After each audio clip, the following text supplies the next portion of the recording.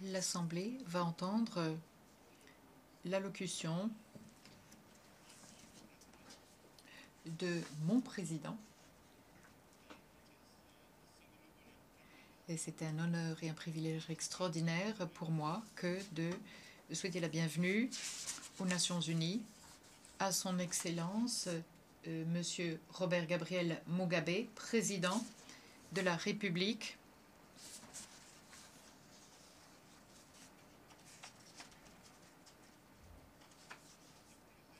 le président de la République du Zimbabwe.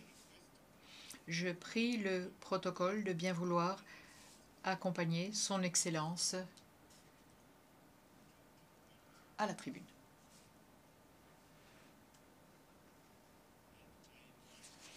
Et je l'invite à présent à prendre la parole devant l'Assemblée.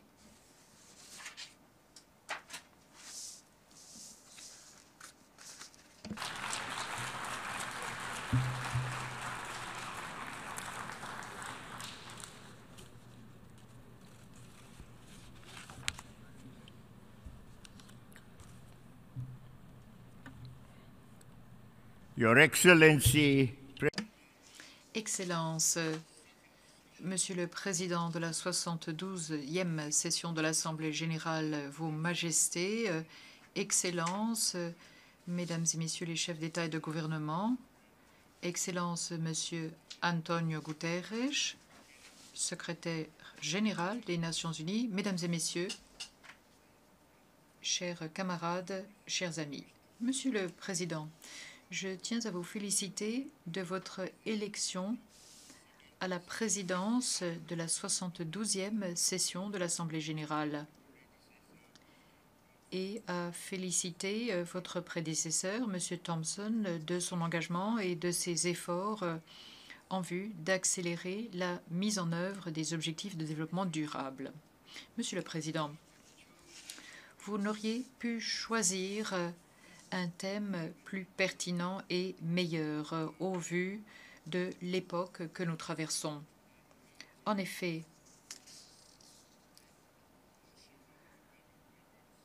la préservation de la paix et la promotion du développement dans la solidarité sont au cœur même de la mission des Nations Unies et de l'ensemble de son système. Depuis la signature de la Charte des Nations Unies il y a 72 ans, et dans des conventions, résolutions et déclarations qui ont suivi et qui ont été adoptées tout au long des années, les États membres ont cherché à actualiser cette quête perpétuelle de l'humanité pour une paix, une justice et des progrès. Monsieur le Président, mais le programme de développement mondial actuel est distinct à bien des égards de tous ceux qui l'ont précédé. Ce programme est ambitieux, révolutionnaire, transformateur, universel et touche à toutes les facettes de la vie de l'homme. Pour être couronné de succès, ce programme nécessitera un changement de paradigme sans précédent et radical pour toutes les sphères de la vie humaine. Monsieur le Président, il n'est pas possible d'empêcher ni d'inverser la destruction continue de notre habitat naturel, ni la hausse des températures de la planète sans changement de nos modes de production et de consommation actuels. Cela a été confirmé par des preuves scientifiques. Et il n'est pas possible d'empêcher ni d'inverser l'écart de plus en plus important qui se creuse entre les riches et les pauvres qui vivent dans nos États, sans coopération internationale plus importante et sans une réelle réforme du système international inéquitable actuel. Le système actuel est structuré de façon inhérente afin d'enrichir quelques rares personnes et d'en appauvrir un plus grand nombre. Il ne peut pas ainsi permettre la réalisation d'une aspiration clé et un objectif principal du programme à l'horizon 2030, à savoir ne pas avoir de laisser pour compte. Monsieur le Président, pour nous en Afrique, le système actuel qui est dépassé perpétue une injustice historique, une injustice que l'on ne peut absolument plus justifier aujourd'hui. Ce programme à l'horizon 2030 représente un nouveau vin et nous demandons à ce qu'il y ait de nouvelles outres pour éviter de gâter ce vin nouveau. C'est pour cette raison même que je réaffirme l'appui indéfectible de mon pays quant à la position commune africaine à propos de la réforme du Conseil de sécurité connu sous le nom du consensus des Oluwini. Monsieur le Président, la vaste majorité d'entre nous a accepté qu'il nous faut réformer le système actuel afin de l'améliorer sans toutefois le détruire. Néanmoins, les négociations et les processus qui avaient pour but d'amener les réformes acceptées se font dans une réelle lenteur. Et nous nous posons la question de façon tout à fait justifiée de savoir si ceux qui bénéficient et abusent quelquefois du pouvoir et des privilèges de la situation actuelle sont des interlocuteurs sincères ou non à ces mêmes discussions. Monsieur le Président, il est évident que nous récoltons ce que nous avons semé, mais de par une étrange logique, nous nous attendons à récolter la paix alors que nous investissons et dépensons tant, à la fois au plan financier et technique, dans la guerre. D'après l'Institut de recherche pour la paix internationale de Stockholm, les dépenses militaires mondiales en 2016 représentaient environ 1,6 trillion de dollars. Pour la même année, d'après l'OCDE, l'assistance publique au développement a représenté quelque 142,6 milliards de dollars. Ces méga investissements dans ces armes toujours plus meurtrières et dans ces machines de guerre de plus en plus sophistiquées n'ont entraîné ni plus de paix ni plus de sécurité. Au contraire, nous sommes les témoins de souffrances et de misères déchirantes et de mouvements de masse qui vont croissant alors qu'ils échappent et fuient les guerres et les conflits armés. Alors qu'ils fuient les guerres et les conflits armés. Cette tendance, Monsieur le Président, doit prendre fin pour le bénéfice de l'humanité. Nous croyons qu'un monde différent et meilleur est possible.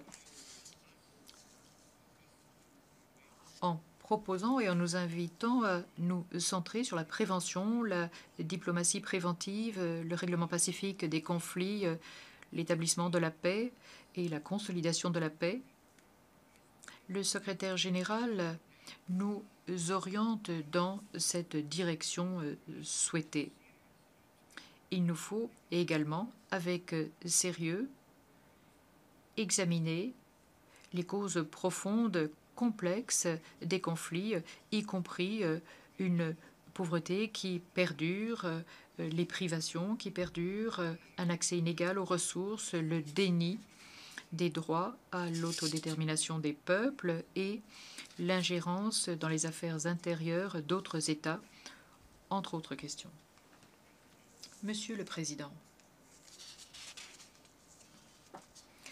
le déni continu du droit à l'autodétermination des peuples du Sahara occidental et de la Palestine qui vivent sous occupation étrangère et coloniale est immorale et constitue une question brûlante pour ceux qui recherchent la paix et la sécurité. Le Conseil de sécurité s'est acquitté de ses responsabilités en vertu de la charte et a adopté de nombreuses résolutions. Ce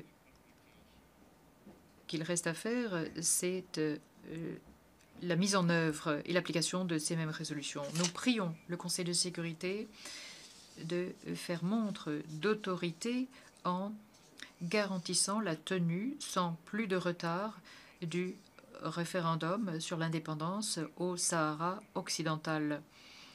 Nous attendons du Conseil de sécurité qu'il œuvre au plus près avec l'Union africaine, son partenaire avéré pour la paix sur le continent africain dans le cadre de cet effort.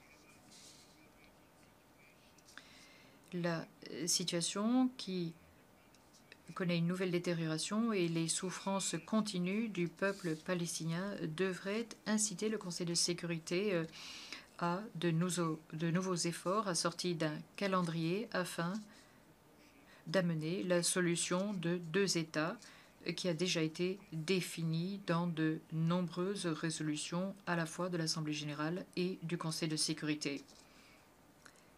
La paix et le développement vont de pair et ne peuvent être séparés. Mon pays a fait sien le programme à l'horizon 2030 en tant que démarche intégrée et globale pour aborder les enjeux mondiaux et nationaux complexes dans la solidarité et la coopération avec d'autres parties prenantes. Le Zimbabwe a été honoré de compter parmi quelques 40 pays et davantage qui ont participé à l'examen national volontaire lors du Forum politique de haut niveau de 2017 au mois de juillet.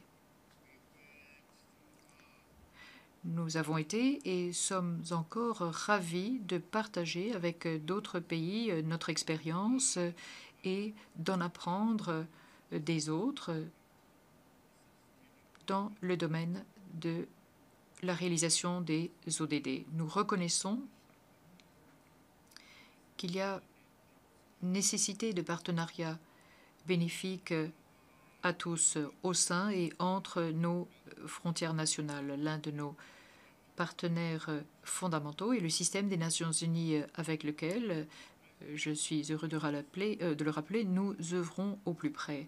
À cet égard, je tiens à me féliciter de l'initiative du secrétaire général qui veille à ce que l'appui des équipes de pays des Nations Unies soit orienté par les priorités nationales. Cela garantira l'appropriation nationale et le leadership des processus de développement, ainsi que la viabilité des projets de développement et des programmes de développement. Voilà, Monsieur le Président, quelle est notre expérience au Zimbabwe. Mon pays est un défenseur indéfectible du respect de la souveraineté et de l'indépendance des pays. Pour cette raison, nous défendons fermement le respect et respectons le droit de chaque pays de se prononcer quant à l'exercice de ses droits souverains. Et nous ne pouvons rester silencieux lorsque ces décisions ont un impact ou le potentiel d'avoir un impact négatif sur notre propre bien-être. Et à ce sujet, permettez-moi de dire que certains d'entre nous ont été gênés, pour ne pas dire effrayés, par ce qui semblait être le retour d'un Goliath géant doré, biblique. Avons-nous ce retour de Goliath parmi nous qui nous menace d'extinction, l'extinction des autres pays. Et permettez-moi d'ajouter au président des États-Unis, je m'adresse à M. Trump,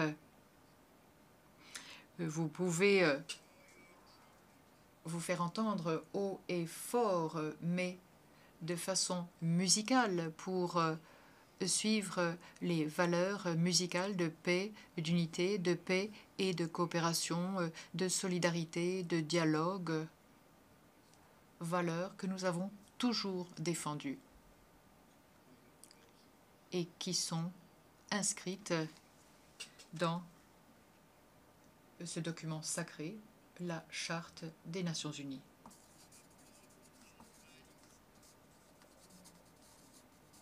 C'est sur ces valeurs que chaque État arrive à se bâtir, y compris les États-Unis. Et c'est extraordinaire que d'arriver à reconnaître ces mêmes valeurs, l'unité, la paix, la coopération, le dialogue, la solidarité. C'est en cela que nous voudrions être orientés par les États-Unis et non pas par cette promesse de notre damnation. Cette damnation, nous nous y opposerons toujours, d'où qu'elle provienne. Nous y avons toujours résisté. Lorsqu'elle se faisait voir sous forme d'impérialisme, alors que nous avons lutté pour notre culture, notre indépendance, notre souveraineté même, pour être les maîtres de notre destinée. Ainsi, nous sommes aujourd'hui libres parce que ce monstre de l'impérialisme, eh bien, nous avons réussi à le mettre en défaite. Vous pouvez nous présenter un autre monstre, quel qu'en soit son nom, il aura à souffrir les mêmes conséquences. Monsieur le Président, les changements climatiques sont une réalité actuelle. Il en va de même pour leurs impacts et effets. Les changements climatiques se font ressentir dans le monde. Nous ne pouvons rester sans mot dire lorsqu'une puissance économique majeure du monde ou tout autre État décide d'abandonner l'accord de Paris sur les changements climatiques. Il s'agit des États-Unis. Ces grands États-Unis. Les États-Unis de M. Trump.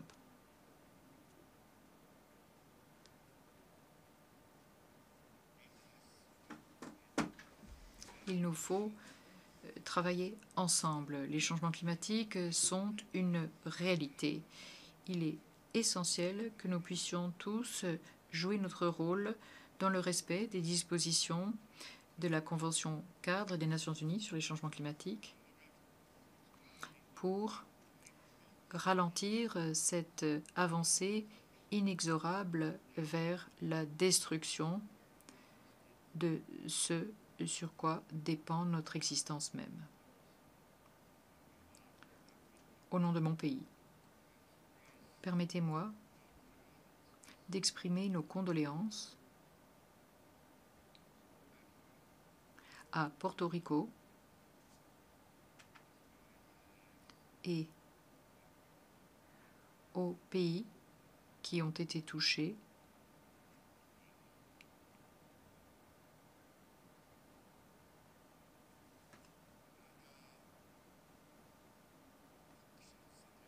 par d'autres catastrophes et phénomènes naturels. Et ces pays sont nombreux dans cette partie du monde. Nous le regrettons vivement et nous demandons à ce que les autres parmi nous qui n'ont pas souffert de ce même type d'événement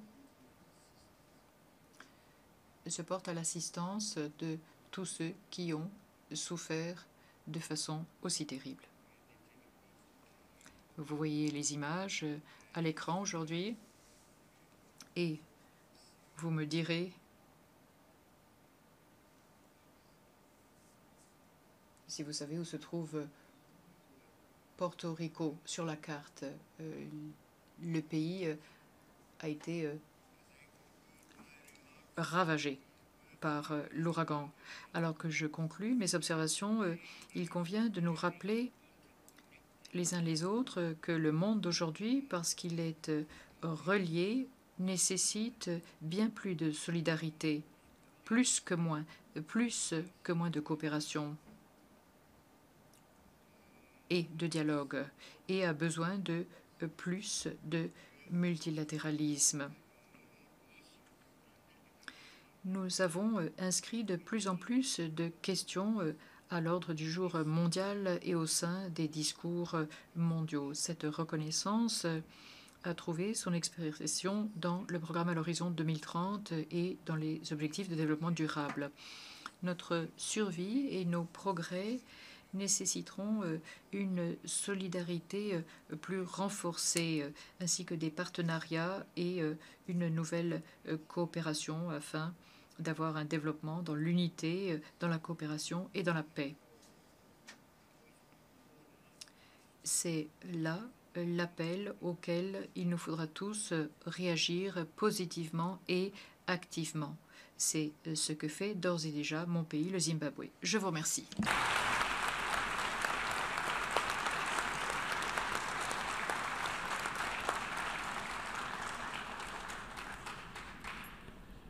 On behalf of the General Assembly, au nom de l'Assemblée générale, je tiens à remercier